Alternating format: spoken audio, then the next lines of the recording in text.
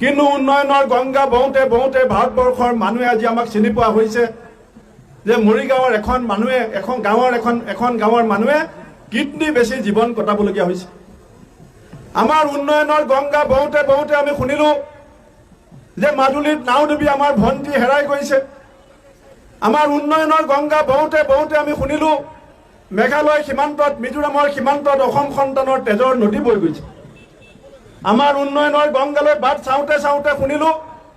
নতুনকৈ 500খন মদৰ দোকানেৰে মদৰ ভলগা ভগাবৰ কাৰণে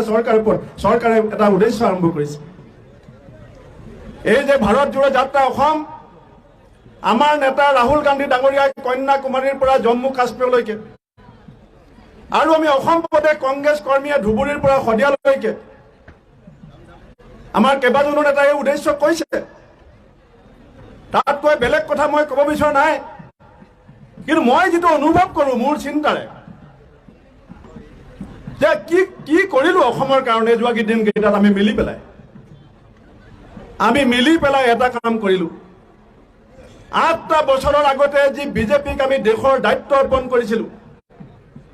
6.5 বছৰৰ আগতে অসমৰ তথাকথিত জাতীয় নায়কক আমি যি দায়িত্ব অৰ্পণ কৰিছিলো, তাৰ পৰৱৰ্তী পৰ্যায়ত ধৰ্মীয় মেৰুকৰণেৰে আমাৰ মাজত বিভাজন, সাম্প্ৰদায়িক বিষয়বাস্প, আস্থাহীনতা,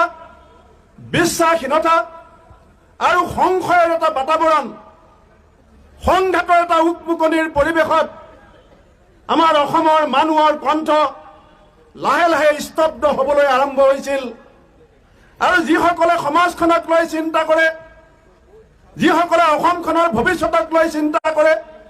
তেওঁলোক হতাশ হ'বলৈ ধৰিছিল, তেওঁলোক নিৰাশ হ'বলৈ ধৰিছিল। নিৰাশ হ'ব বিচৰা মানুহখিনিক, হতাশ হৈ যোৱা মানুহখিনিক, ভয় শংকাৰে সময় কটোৱা মানুহখিনিক,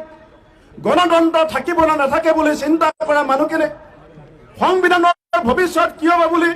চিন্তা কৰা মানুহখিনিক আমি একজোট কৰি ৰাস্তালৈ উলিয়াই আনি সকলোৰে শক্তিশালী কণ্ঠ হিচাপে এই কংগ্ৰেছ দলৰ পদযাত্ৰাক প্ৰতিবাদৰ এক শক্তিশালী আহিলা হিচাপে শদিয়াৰ পৰা ধুবুৰীলৈ আমি এক জোৰা লগাবৰ কাৰণে চেষ্টা কৰিছিলোঁ। আৰু এই জোৰা লগাওঁতে আমাৰ নেতাসকলে কৈছে যে কিমান ঘাট প্ৰতিঘাত সংঘাতৰ মাজেদি 45টা দিন পাৰ কৰিছিলোঁ। সেই কথা মই মোৰ কবিতাৰে অকণমান উনুকিয়াবলৈ চেষ্টা কৰিছোঁ। আজি মই তাতকৈ দীঘলকৈ নকওঁ। আজি মই অসমবাসী ৰাইজক, তিনিচুকীয়া জিলাৰ ৰাইজক আৰু শদিয়াৰ এই পবিত্ৰ ভূমি ৰাইজক মই এষাৰ কথা ক'ব বিচাৰিছোঁ যে কংগ্ৰেছৰ এই সংগ্ৰাম আমাৰ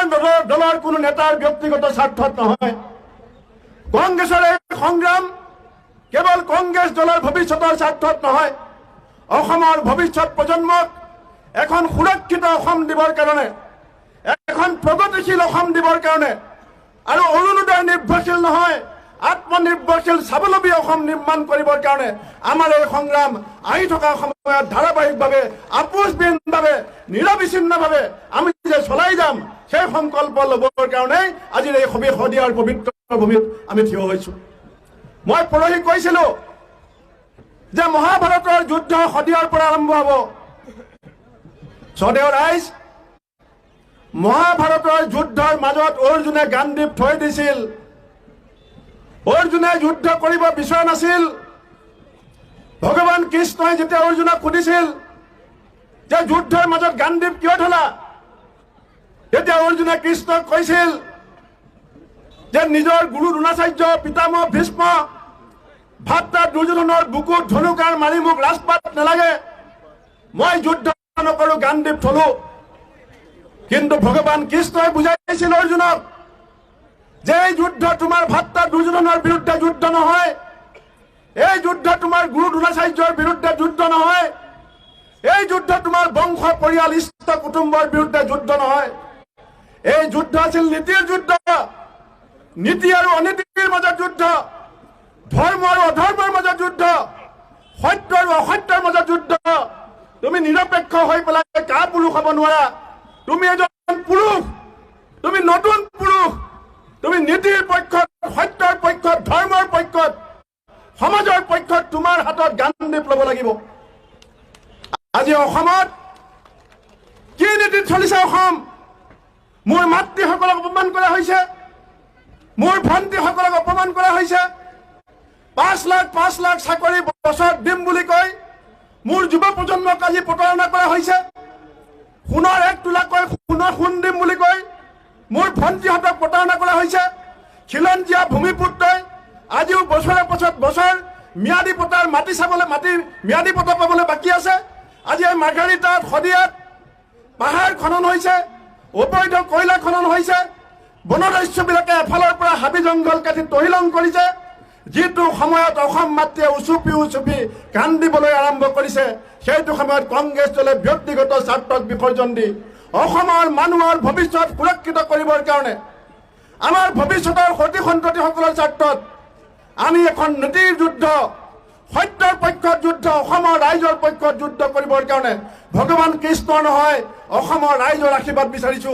অসমৰ ৰাইজৰ সহায় বিচাৰিছো অসমৰ ৰাইজৰ প্ৰেৰণা বিচাৰিছো আৰু মোৰ দৃঢ় বিশ্বাস আহি থকা সময়ত অসমৰ ৰাইজে ৰাইজৰ নিজৰ স্বাৰ্থ ৰক্ষা কৰিবৰ কাৰণে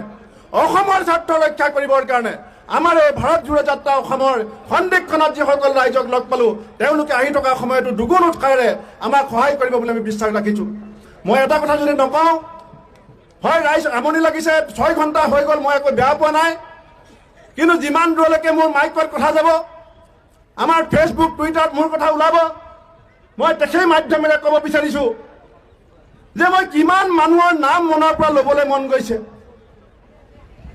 কিমান মানুহে যোৱা 45টা দিন কেৱল আশীৰ্বাদৰ পাছত আশীৰ্বাদ দিলে মই জন্মৰ পৰা যোৱা 52টা বছৰত মোৰ বংশ পৰিয়াল জ্ঞাতি স্বজন বন্ধু বান্ধৱৰ পৰা যিমান মৰম পালো 45 দিনত তাতকৈ হাজাৰ গুণে বেছি মৰম অসমৰ মানুহৰ পৰা মই চাৰিওফালে পালো আৰু এই মৰম ভূপেন বৰাই মূৰৰ ওপৰত দিয়া নাই কংগ্ৰেছৰ ওপৰত মানুহৰ বিশ্বাস আৰু আস্থাৰে মানুহে পুনৰ কংগ্ৰেছক বিশ্বাস কৰিবলৈ আৰম্ভ কৰিছে আৰু মই কংগ্ৰেছ দলৰ সভাপতি হিচাপে আজি অসমৰ ৰাইজৰ সন্মুখত এই জেগাৰ পৰা শপত ল'ব বিচাৰিছো মই ডাঙৰ মানুহ নহয় মই ডাঙৰ নেতা নহয় মই এজন সাধাৰণ শিক্ষকৰ পুত্ৰ কিন্তু মই এই কথা কংগ্ৰেছ দলৰ সভাপতি হিচাপে অসমৰ মানুহক কৈছো যে আমাৰ তেজত বিশ্বাসঘাতকতা নাই আমাৰ বংশত বিশ্বাসঘাতকতা নাই আমি জীৱনত কাকো বিশ্বাসঘাতকতা কৰি পোৱা নাই আমি অসমৰ মানুহক বিশ্বাসঘাতকতা নকৰো অসমৰ মানুহৰ সন্মুখত আমি পুৰণা ৰাজনৈতিক দলৰ আমি নতুন নেতৃত্ব আমাৰ বহুত ভুল হ'ব পাৰে আমি সেই ভুলৰ পৰা শুধৰণি কৰিব বিচাৰিছো আমি আত্মসংশোধন কৰিছো আমি অসমীয়া মানুহৰ নিৰ্মোহ আত্মসমালোচনাৰ আমি স্বয়ং সন্মুখীন হৈছো অসমীয়া মানুহৰ নিৰ্মোহ আত্মসমালোচনাত আমি নিজকে স্নান কৰাই আমি পবিত্ৰ অন্তৰেৰে অসমৰ মানুহক সেৱা কৰিবৰ কাৰণে ৰাইজৰ শক্তিশালী কণ্ঠ হিচাপে অসমৰ মানুহৰ জাতীয় জীৱনৰ সন্দিক্ষণত এই কংগ্ৰেছ দল সেনাপতি হিচাপে সন্মুখ খবৰলৈ আহিব বিচাৰিছে আৰু এই যুদ্ধ জাতীয় স্বাৰ্থত জাতীয় নীতি পালন কৰি জাতীয় পৰামৰ্শক আগত লৈ পেলাই এই যুদ্ধৰ সেনাপতিত্ব অসমৰ ৰাইজে আহি থকা সময়ত আমাৰ কান্ধত দিব বুলি আশা ৰাখি